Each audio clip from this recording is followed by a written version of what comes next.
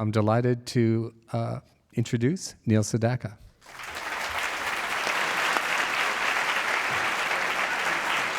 Now, when you heard, what were your first encounters with pop music like? Did you have that revelation, that people sometimes feel the first time, they maybe heard one of your songs on the radio, or the first time they heard Elvis, or, those moments where you think, wow, that was it?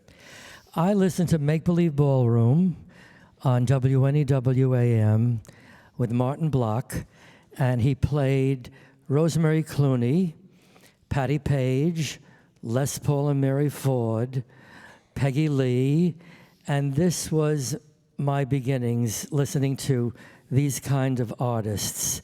And I think that's one of the reasons that my songs have a combination of the evergreen standards and the pop. Now, also, you were chosen to perform in the very prestigious Tchaikovsky competition in what was then the Soviet Union, Russia. Could you talk a little bit about that experience? I mean, that, as a classical player, I mean, that was about the apex of what you could achieve as a young performer. Yes, a teacher at Lincoln submitted a tape of mine. I had won a piano competition on WQXR. Artur Rubinstein chose me as the best high school New York pianist in 1956. And a couple of years later, my teacher sent a tape to the Moscow committee of me playing a Prokofiev piano sonata. And they said, yes, we'd like you to enter the competition. And I worked feverishly until a letter came a couple of weeks before, saying, we are disqualifying you because you are part of the capitalistic rock and roll movement. This is why rock and roll brought down the Iron Curtain, actually. Yeah. And I kind of was relieved, but disappointed at the same time. Well, of course. I mean, but it's very intriguing that, you had that level. You probably could have gone on and been a successful, classical pianist. Well, my mother and father were at first disappointed that I went on to rock and roll. But after a while, I bought my mother her mink coat. We called it the Hadassah Tallis. And she found her way into liking pop music a little better after that. You know, Anthony, it's wonderful to play a Beethoven sonata, but it is more wonderful to be able to be an American musical ambassador going around the world playing your own music. And that was my call in life. I should mention that as far as your classical compositions go, you have you've written some recently that are going to be performed in London in October. Why don't you talk about that a bit? Yes, October the 17th at the Royal Albert Hall, we are debuting my first symphony called Joie de Vivre, Joy of Life, and my first piano concerto.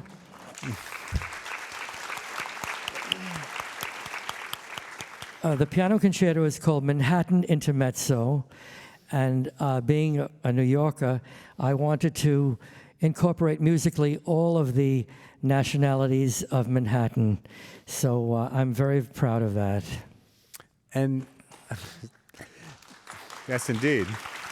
And I recorded it with the London Philharmonic. That was quite an experience, yes. Why don't you describe what was that like? To hear, again, to compose a piece and then hear it played by players of that stature, what was that like?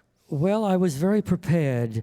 I learned in life that when that opportunity comes, you have to be lucky, you have to have that opportunity, but you have to be prepared at that moment. And I was very, very prepared. I had worked on them for months and months.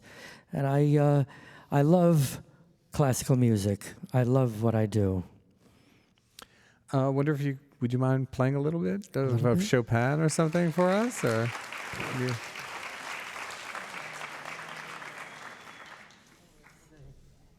A little bit.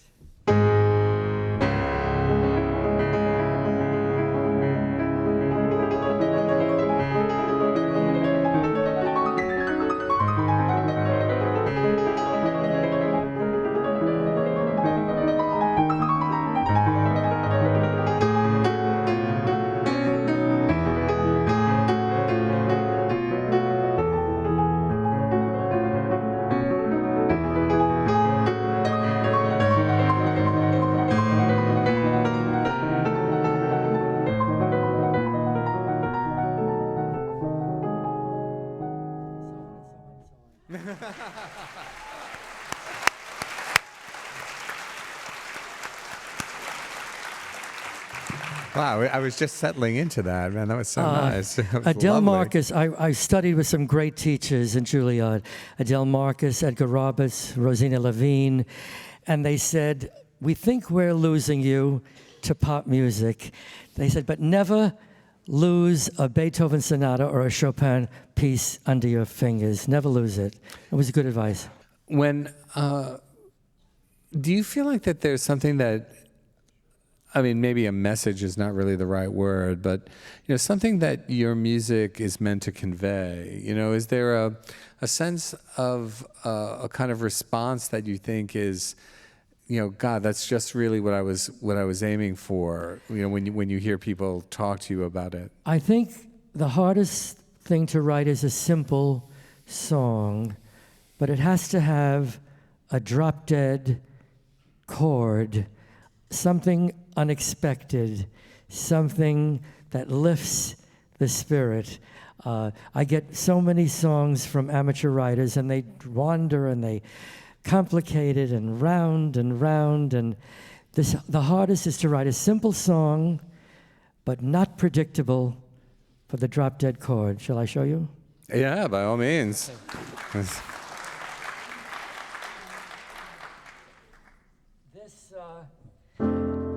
I was in the key of F. I started writing it at the middle of the song. I wanted to go from a C7 to a B flat minor, which I thought was a drop dead. So, strolling along country roads with my baby. It starts to rain, it begins to pour. But here's the point. I feel the warmth of a hand in mine. Here it is. Ooh, I hear laughter in the rain, walking hand in hand with the one I love. I can't take all the credit. Phil Cody wrote a marvelous, poetic, you can see it in front of them. Two people soaked to the skin that were in love and without an umbrella. But I love a pentatonic song. It reminds me of Aaron Copland.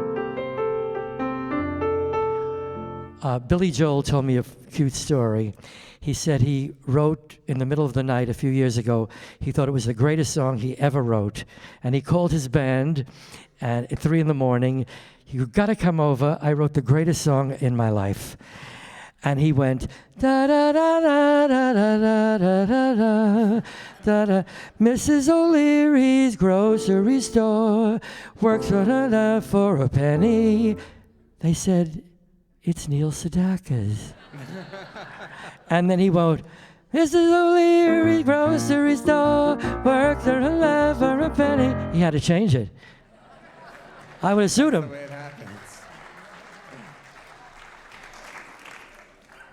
It's very hard to write original.